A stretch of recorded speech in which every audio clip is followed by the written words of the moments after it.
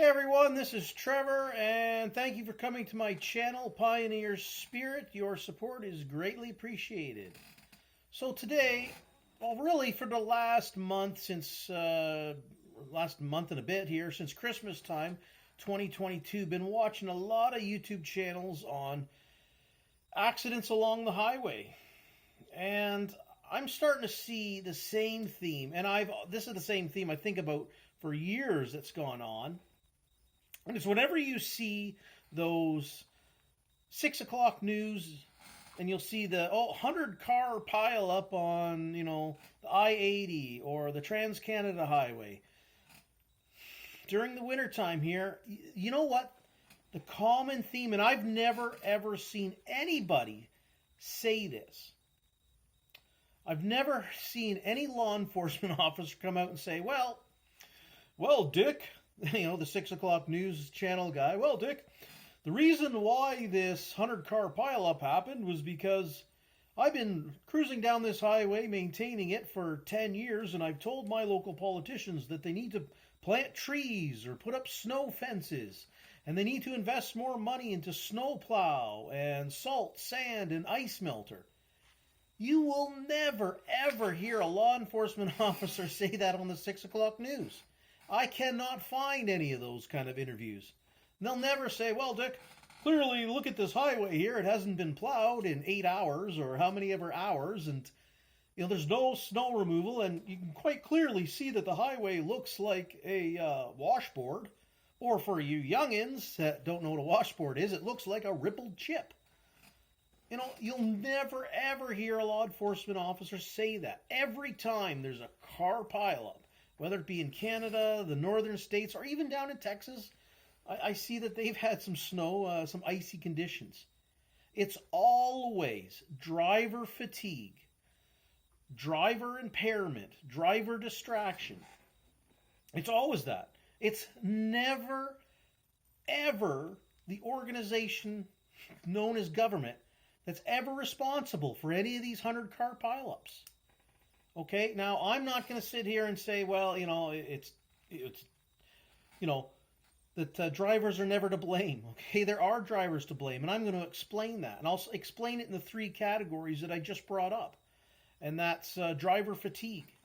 How many drivers on the road, and I'm going to basically split them into, you've got your private and commercial citizens driving down the highway. How many private citizens, especially this Christmas, where I think it's a small number of people, but it does happen where they feel obligated or forced to get to a family member's house for Christmas, and they continue to drive down a highway when they clearly shouldn't be driving down the highway. And those people can also, most of them would fit into the category of nervous drivers.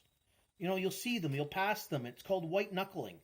They got their fists so tight around that steering wheel, and they're only going about 20 miles an hour or 40 kilometers an hour, and they're causing a long lineup of cars.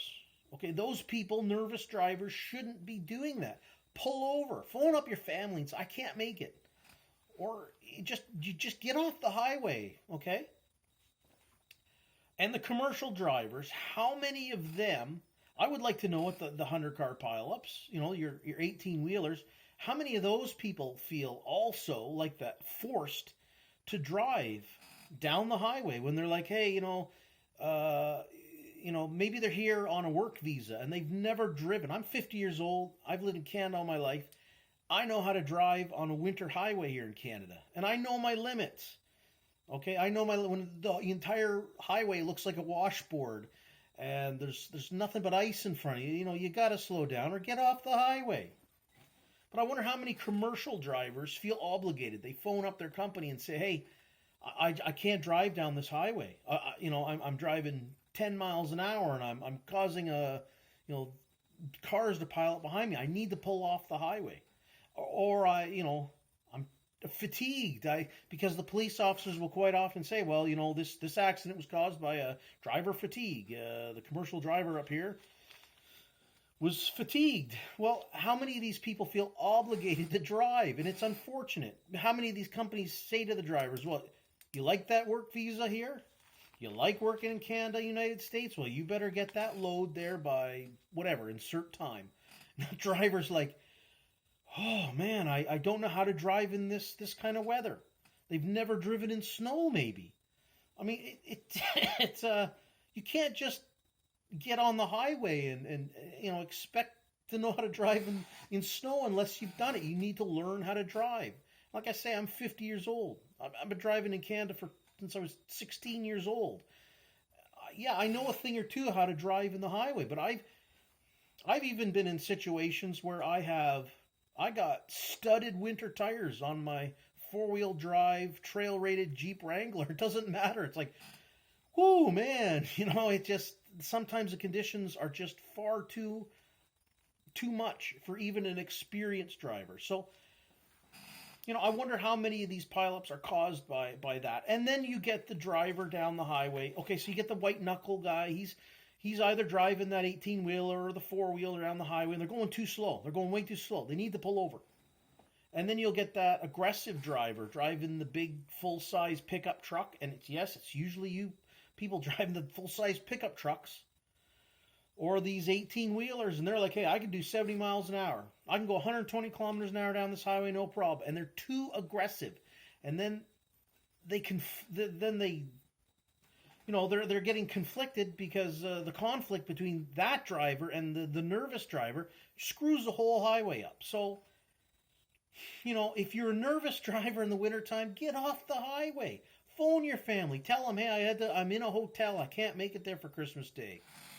If you're a truck driver, I don't know how you deal with that situation where, you're here on a work visa. You're driving that commercial vehicle and you're telling your dispatch, I can't drive. I can't drive through these mountains here.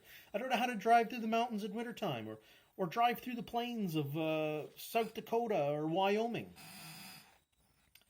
So again, I get back to the police officer, being interviewed on the 6 o'clock news. They will never, ever blame government for the road conditions.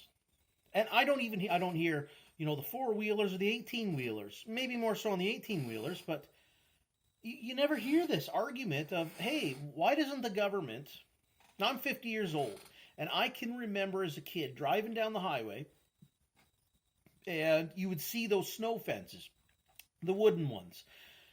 They were about the size of a hockey stick. Maybe 6 feet high, and you could roll them up in the springtime when they were done with them. But they would roll them out in the wintertime and put them down stretches of highway to help keep that snow drifting from the highway. It's not 100% perfect, but it sure does help. Or how many stretches of the highway have you driven and we're like, hey, why doesn't the government put some pine trees down this side of the highway or put some kind of trees that can help block the wind, which helps block the snow from coming over? How many times have you been down a highway and go, hey, when the hell was this plowed last? Why aren't they putting any salt, sand, or ice remover on here? Like, you'll never, ever hear anyone on the 6 o'clock news, especially the law enforcement officers, ever saying, this stretch of the highway has 50-mile-an-hour winds whipping across it, and that blows the snow on. So you could plow the highway, a million times, and you're not going to get the snow off because of this. You got nothing stopping the snow from coming off the farmers' fields. So yeah, you don't see that anymore. And as a teenager, I used to see them in downhill skiing, like those bright orange plastic fencing. Well, as a teenager, I started stops. Going back in time here as a teenager, 35 years ago, you would see less and less of the wooden temporary snow fencing up. I would see more of the orange. You don't see that anymore. It was just for a few years, it seemed. But you don't see any of the snowdrift fencing put up in the wintertime anymore. Or if you do, it's not enough. Okay? So I begin to wonder, I'm like, who's making money off these 100-car pileups? And you see them more and more often, especially this year, 2022, 2023. Now I'm sitting here watching. I like watching weather channels on YouTube and trucking channels, and you see a lot of these channels are just. I don't see any winter fencing up, that temporary snow fencing up. You don't see enough trees. There's areas where like truckers will point out, hey, I know this area coming up. It's a high wind area, and sure enough, they get that the snow's blowing across the highway. Well, Why haven't the people that we've put in charge to maintain the highways, why aren't they doing something about stopping the snowdrift? Okay, maybe invest some money into some products that can melt the ice. Hey, there's an idea. So you don't see enough of that. You'll never see the law enforcement officer showing, Dick or Sally on the 6 o'clock news. Look at this highway. It hasn't been plowed. And that's a big problem. How many times have, if you've lived in Canada, United States all your life, how many times have you drive down the highway and go, when was this plowed last? Did they put any salt on here? Did they put some sand? Did they put the ice melter? So all too often, we blame drivers. Now the fatigue part. Now impairment. I mean, if you're drunk on the highway, yeah, you need to be held accountable. You're high, you're drunk, whatever, you're impaired, get off the highway. But impairment can also be other forms too. Like maybe your best friend just died, a family member died. Maybe you just got handed divorce papers. Maybe you just got fired from your job, and now you're jumping into this vehicle, whether it's commercial or not. And maybe the people are saying, I don't care, you just got, someone died or whatever, maybe you got a couple days off, maybe you need some more time off. That can be impairment as well. Distraction. People are on their phones too much. So yeah, that can be a problem too. But just sneezing, for goodness sake, having 2 or 3 sneezes in a row, that could cause you to be distracted. But you got to learn how to drive like that. You just have to learn to do that. And I see those as problems as to why we have 100-car pileups in the wintertime. But never, ever do we ever blame government for saying, hey, why aren't you doing something? So I'd like to point that out today. And hopefully that's helpful to you. And you can start saying, yeah, why aren't we asking the government to maintain the highways better during the wintertime? Because clearly there are things that can easily be done. Because I don't think it's that difficult to maintain or build the highways. So it doesn't take a rocket scientist to figure out, hey, there's snow drifting across the highway. Well, plant some trees. Put up the temporary snow fencing. Okay, maybe there's some budgets that can be reduced to make sure that I'm sure that governments could find some money rather than shipping it around the world and sending it all over the place. I'm sure there could be plenty of money in budgets for snow removal. And then I start thinking this morning, I was really thinking here, I'm like, why does this happen? Okay, there's obviously the drivers that just shouldn't be on the highway, whether they're too nervous or too aggressive, don't have the experience driving through winter. There are those factors. But I'm also wondering, why doesn't government take these steps to make sure the highways are better maintained in the wintertime? My mind starts thinking, well, who's making money off of these 100-car pileups? I mean, tow truck drivers, insurance companies, your local police. They have to send everybody out to shut down the highway, the local hospitals even. I mean, and unfortunately too, the local morgue. I mean, there's I start thinking about who's benefiting from these 100-car pileups. I mean, nobody wants this to happen.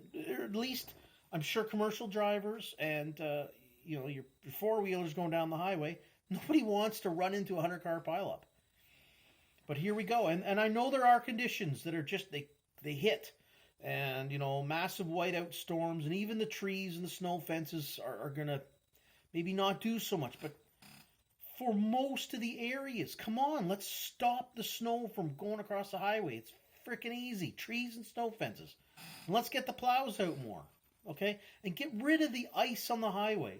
There's got to be some entrepreneurs out there that are like, hey, I've got this product, and maybe another company's got a product to completely remove the ice. I know that when I was living in British Columbia, they would spray this stuff on, and it did a pretty good job of keeping the ice off. Not 100%, but even out in British Columbia, we were allowed to have studded tires, and I did find that did help. Now I'm back here in Ontario, Canada, and it's illegal in southern Ontario to have studded winter tires. I'm like, it doesn't make any sense. You got to give us some. You got to give us every opportunity to to get down the road safely, and I will do that. And I say, like they tell you got to have these kind of tires on, you got to have those kind of tires. But meanwhile, we aren't holding the politicians, we aren't holding their feet to the fire and saying, hey, this stretch of the highway, you need to do something about it. There's so much wind coming across it. You've got to do something to get rid of these snow drifts. So I can't believe I'm sitting here ranting on about winter driving conditions, but it's nonsense. I can't get over how many videos I see of the amount of car pileups. And I think this could be avoided. It really, there's just a few simple things, like I've said here in the video, to get rid of that. But I'm just going to end it with, again, if you can find any videos of law enforcement completely saying, no, it was government's fault for not maintaining this highway, share it with me. I'd like to know. I can't seem to find any. So, I guess with that being said, hope everybody's doing well and stay free.